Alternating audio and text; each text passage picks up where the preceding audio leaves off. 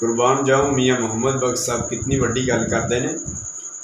केड़ी गल दा मान है तैनू ते कीए तेरे पल्ले 700 साल भावें उम्र होवे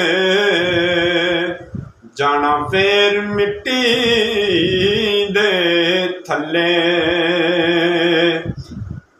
बंदियां नालों मंजी चंगी जेड़ी कबरां तक ले जावे, मंजी नालों कबर चंगी जेड़ी मोया नूं गल लावे।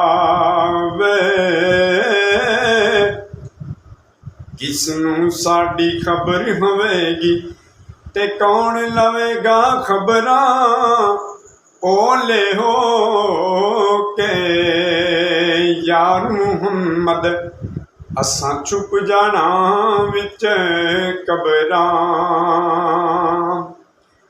हत्थी जिन्हां नूं दफन चकरीए आते मुक्किए आसियां नां दे बिछड़ गया दी पल पल याद सतावे।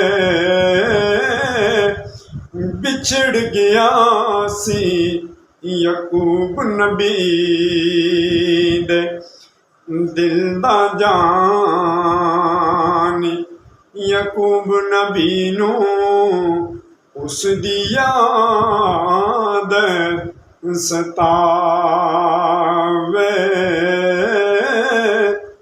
वीडियो अच्छी लगे चैनल में जरूर सब्सक्राइब करें। शुक्रिया।